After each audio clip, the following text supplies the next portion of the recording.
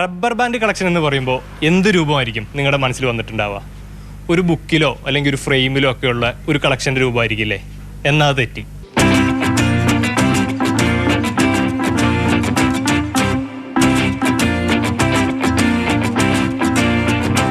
ഇത് കഴിഞ്ഞ 32 വർഷക്കാലമായിട്ട് ഞാൻ കളക്ട് ചെയ്യുന്ന റബ്ബർ ബാൻഡുകൾ സ്വരൂപിച്ച് ഒരു ബോൾ രൂപത്തിലാക്കി വെച്ചിരിക്കുന്നതാണ്. ഇപ്പോൾ ഇതിൻ്റെ വെയിറ്റ് 160 കിലോ, വ്യാസം 64 സെൻറ്റിമീറ്ററാണ്. 92-ൽ ഹിന്ദുസ്ഥാൻ ലാറ്റക്സ് ലിമിറ്റഡിൽ ജോലിക്ക് ജോയിൻ ചെയ്തു. അപ്പോഴാണ് ഞാൻ അതിനെപ്പറ്റി ആലോചിച്ച് തുടങ്ങിയതും. പിന്നെ എനിക്ക് കിട്ടുന്നതായ റബ്ബർ ബാൻഡുകൾ മുഴുവനും കളക്ട് ചെയ്യും. അത് നല്ലപോലെ വാഷ് ചെയ്യും. പല പരിസ്ഥിതിയിൽ നിന്ന് പല കാലാവസ്ഥയിൽ നിന്ന് കിട്ടുന്നതാണല്ലോ. അത് ഞാൻ മുഴുവൻ വാഷ് ചെയ്തിട്ട് ഡെറ്റോൾ വെള്ളത്തിലിട്ടിട്ട് നല്ലപോലെ ഉണക്കിയെടുത്തിട്ട് അതിൻ്റെ പുറകിലാണ് അതിന് ശേഷമാണ് ഈ ചെറിയ ചെറിയ ബോളാക്കി വെച്ചിരുന്നത് ആദ്യം. പിന്നെ ഒരു 10-20 കിലോ വെയിറ്റ് വന്നപ്പോഴേക്കും ചുറ്റി വന്നപ്പോൾ നമുക്ക് അതേ ഒറ്റയടിക്ക് അങ്ങനെ ഒരേ റിങ്ങായിട്ട് ഇടാനുള്ള റബ്ബർ ബാൻഡ് നമുക്ക് കിട്ടാറില്ല. അപ്പോൾ ഒരു ചെയിൻ രൂപത്തിലാക്കിയെടുക്കാം എന്നൊരു കണക്കൂട്ടലിൽ ഞാൻ ആ 20 കിലോ വെയിറ്റുള്ള ബോൾ ഞാൻ തിരുവനന്തപുരത്ത് നിന്ന് മുപ്പത്തടുത്തേക്ക് കൊണ്ടുവരികയാണ് ചെയ്തത്. ഞാൻ അപ്പോൾ തന്നെ വീട്ടിൽ വിളിച്ച് പറഞ്ഞിരുന്നു. ഓരോരുത്തർ ബന്ധുക്കളുടെ അടുത്തൊക്കെ പറഞ്ഞ് ഉള്ള റബ്ബർ ബാൻഡുകളൊക്കെ എല്ലാം കളക്ട് ചെയ്ത് വെച്ചേക്കാൻ പറഞ്ഞിട്ട് ഞാൻ വന്ന് വാങ്ങിച്ചോളാം എന്ന് പറഞ്ഞത്. ഏതായാലും 10 പൈസ മുടക്കില്ല.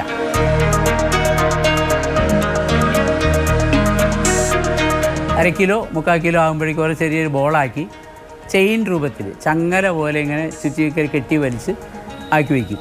അപ്പോൾ ആദ്യം 20 കിലോ വെയിറ്റുള്ള ആ ബോൾ കണ്ടപ്പോൾ തന്നെ എൻ്റെ വീട്ടുകാർ എന്നെ പ്രോത്സാഹിപ്പിക്കാൻ ചെയ്തത്, നിരുത്സാഹപ്പെടുത്തി ചെയ്തിട്ടില്ല. നമ്മളിത് വലിച്ചെറിയണ സാധനം, എല്ലാവരും വലിച്ചെറിയണ സാധനമാണ്. കണ്ടപ്പോൾ അതിനോടൊരു താല്പര്യം തോന്നി, നല്ല കാര്യമാണ്, ശരി എങ്കിൽ ആയിക്കോട്ടെ. അപ്പോൾ ചേട്ടനെ ഞാൻ സപ്പോർട്ട് ചെയ്തു, മക്കളും സപ്പോർട്ട് ചെയ്യും. ഇതുപോലെ അവർക്ക് കിട്ടാൻ ചാൻസ് ഉണ്ടെങ്കിൽ അവരും അത് കൊണ്ടുവന്ന് കൊടുക്കാറുണ്ട് അച്ഛന്.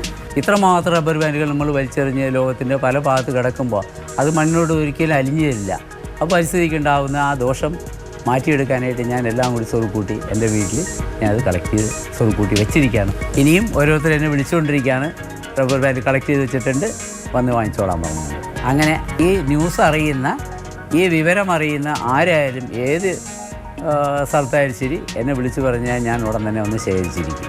ഇത്തരത്തിൽ റബ്ബർ ബാൻഡുകൾ ആരെങ്കിലും കൈവശമുണ്ടെങ്കിൽ നമുക്കത് സുരക്ഷിതമായി ഏൽപ്പിക്കാനൊരു ചേട്ടനുണ്ട്, മുപ്പത്തടുത്ത് താമസിക്കുന്ന കൃഷ്ണൻ ചേട്ടൻ. ആ ചേട്ടൻ്റെ കയ്യിൽ ഏൽപ്പിച്ചാൽ ആ റബ്ബർ ബാൻഡ് എല്ലാം ഭദ്രമായി ഈ ഒരു ബോളായി മാറും. മനോജ് മാർച്ചേരിക്കൊപ്പം വിഷ്ണുപ്രകാശ്, മാതൃഭൂമി ന്യൂസ്, കൊച്ചി. വിഷ്ണുപ്രകാശ് നമുക്കൊപ്പം ചേരുന്നുണ്ട്. വിഷ്ണു, നമ്മളൊക്കെ വെറുതെ വലിച്ചെറിയുന്ന റബ്ബർ ബാൻഡുകളാണ് കേട്ടോ. ഇത് വെറുതെ സൂക്ഷിച്ച് വെക്കുന്നതല്ല, അത് കഴുകി ഉണക്കി വൃത്തിയാക്കി ബോളാക്കി മാറ്റുകയാണ് ചെയ്യുന്നത് അല്ലേ?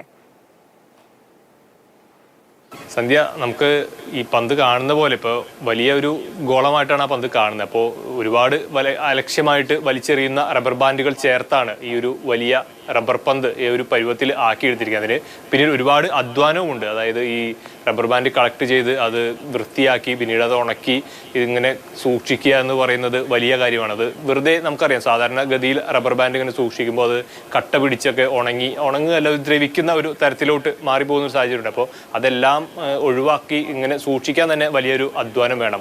അത് മാത്രമല്ല, ഈ റബ്ബർ ബാൻഡ് കളക്ട് ചെയ്യുന്നതിൽ തന്നെ വലിയ അധ്വാനമുണ്ട്. അതായത് ഈ ചേട്ടൻ 32 കൊല്ലം മുമ്പ് ജോലി ചെയ്യുന്ന ജോലിക്കാലത്തായിരുന്നു ഈ ഇത്തരത്തിലൊരു ശേഖരണം ആരംഭിക്കുന്നത്. അതും ഒരു കൗതുകം എന്ന തരത്തിൽ, ഒരു നിസ്സാര ഒരു നേരം പോക്ക് എന്ന തരത്തിൽ ആരംഭിച്ച് പിന്നീട് അത് സീരിയസ് ആയിട്ട് എടുക്കുന്നതാണ്. അപ്പോൾ ജോലി സ്ഥലത്ത് നിന്ന് ഇത് വീട്ടിലോട്ട് കൊണ്ടുവന്ന ശേഷവും ഈ ഒരു കളക്ഷൻ, അതിനുവേണ്ടി ഈ റബ്ബർ ബാൻഡ് കളക്ട് ചെയ്യുന്നതും അതെല്ലാം തുടർന്ന് കൊണ്ടുപോയി ഇപ്പോൾ വലിയ ആ ഒരു എഫേർട്ട് നമ്മൾ എടുത്തു കാണേണ്ടത് തന്നെയാണ്. അപ്പോൾ ഇപ്പോഴാണെങ്കിലും ഈ ജോലിയിൽ നിന്നെല്ലാം വിട്ടു ഈ പ്രായത്തിലും ഈ റബ്ബർ ബാൻഡിന് വേണ്ടി മാത്രമായിട്ട് മറ്റുള്ള ആളുകളെയൊക്കെ സമീപിച്ച് ലോട്ടറി കടകളും അവിടെ നിന്നെല്ലാമാണ് ഇപ്പോൾ പ്രധാനമായിട്ട് റബ്ബർ ബാൻഡ് കളക്ട് ചെയ്യുന്നത്. അപ്പോൾ അതെല്ലാം ചെയ്ത് കൊണ്ടുവന്ന് ഈ റബ്ബർ ബാൻഡിനെ ഇങ്ങനെ സൂക്ഷിച്ച് ഇത് ഒരു വലിയ ബോളായിട്ട് ചുരുട്ടിക്കെട്ടി അതാക്കുന്നത് അദ്ദേഹത്തിനെ നമ്മൾ എന്ത് വന്നാലും അത് എത്ര വാക്കുകൊണ്ട് നമുക്ക് അഭിനന്ദിച്ചാൽ അത് മതിയാകില്ല.